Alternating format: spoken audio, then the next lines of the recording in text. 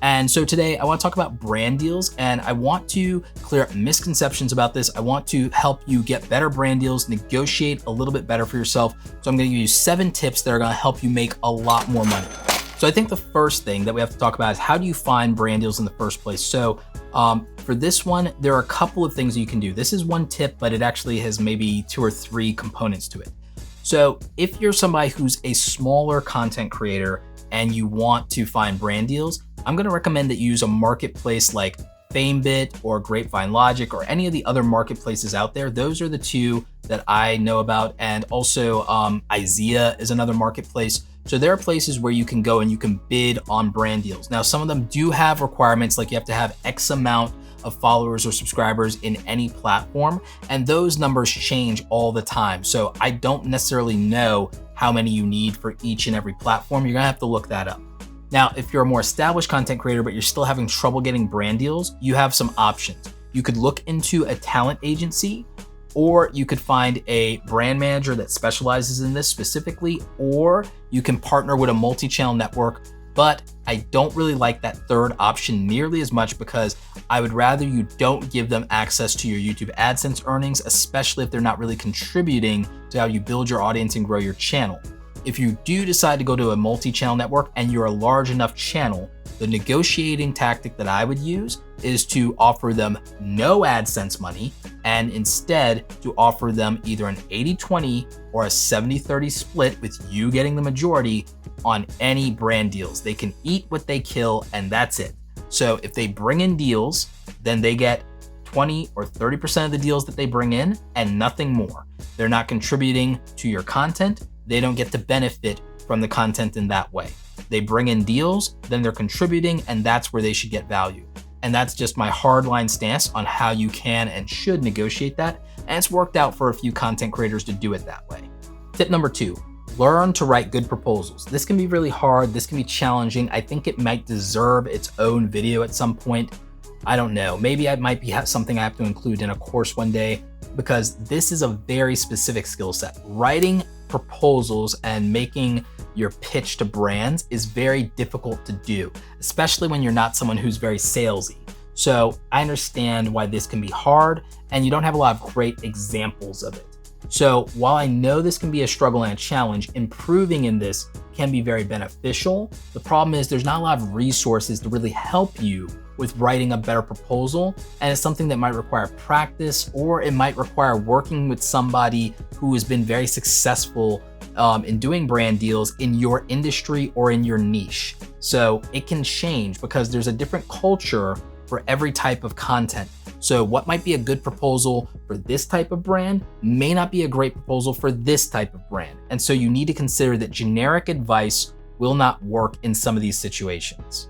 Number 3, make a list of the brands that you actually want to work with. I can't stress this enough. You need to act intentionally. If you're not making a list of the brands you want to work with, and if you haven't looked up what influencers they've worked with in the past, then you don't know what the expectations are, and you don't know if those brands even work with anybody like you. So you need to do a little bit of groundwork here. And I think if you have a list of a couple of brands that you know you want to work with, and then you dig into what content they've sponsored, or if they've sponsored content at all in the past, that would probably be helpful. Number 4, this one is really important. What to charge.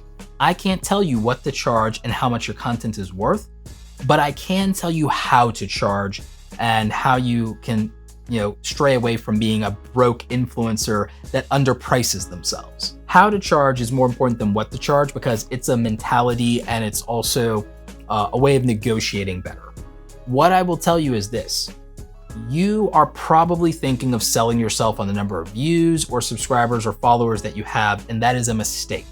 Those things can get you attention. Those things might give you leverage in a negotiation, or they can undermine you in a negotiation. What you fail sometimes to understand as an influencer is that you're doing more than one job, and that other people that are doing that job who have 0 following get paid for the work that they do anyway. So you're not doing itemized pricing for the things that you do as a brand partner. You're not charging for the creative and the services around the creative. You're purely thinking that your value is the access to your audience, so you're not selling creative services, and that's your problem. If you were an agency doing the same work as an ad, you would get paid with no following and no social media amplification, and you haven't considered that fact.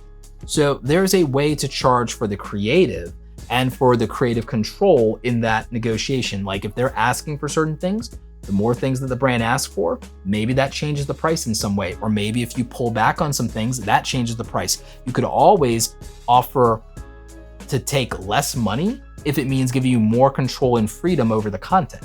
So again, how to charge is more important than what to charge.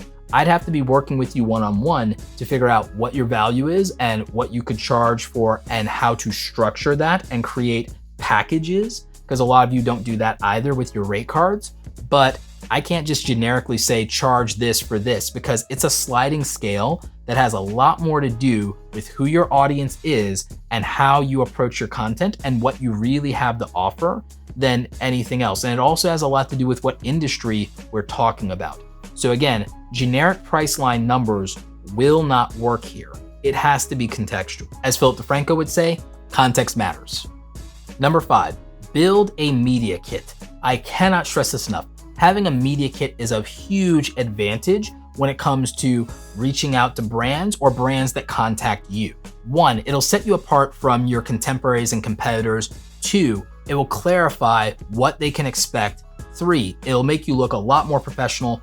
And 4, it will really help you when it comes to establishing your rates. It really is a powerful asset both for you and for the brands working with you, or for the brand manager that might be representing you to companies and trying to pitch on your behalf.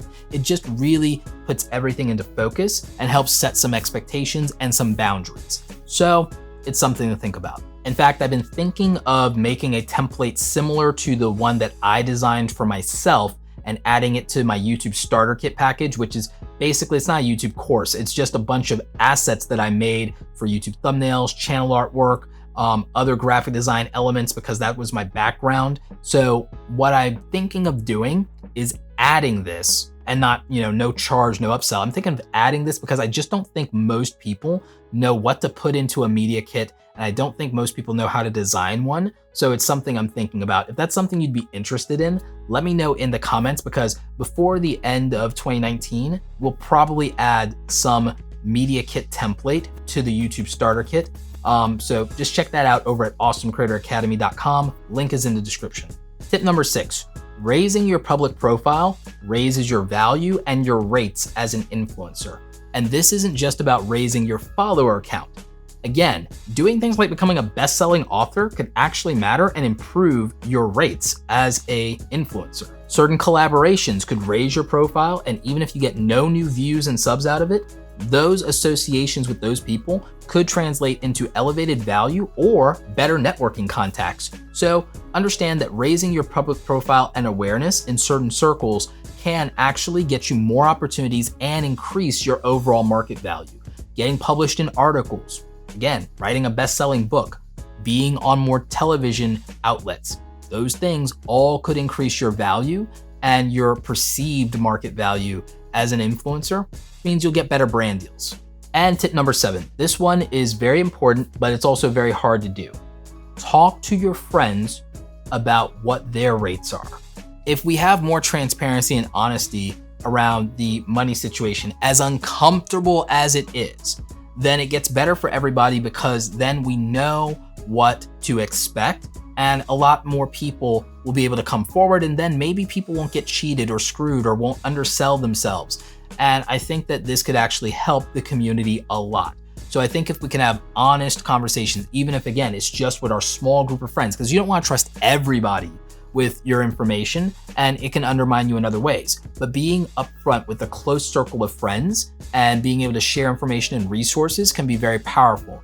I don't know how I would have gotten through some of the more challenging aspects of my career if great people didn't have my back and if people just weren't honest with me. There were situations where, even as a public speaker, I was underselling myself and undermining myself until I talked to my friends and understood what my actual value was in the marketplace. I also made similar mistakes when it came to things like pricing my services. Initially, I priced way too low for my coaching and consulting services, and my friends were honest with me about that. Even in situations where we're competitors, they had my back, and you cannot put a value on the price of having good friends like that. So find the people that you can trust in your niche and just have candid, radically honest conversations about money, and I think everyone is better off for that. Question of the day: what did you learn from today's video? I would really love to know in the comment section.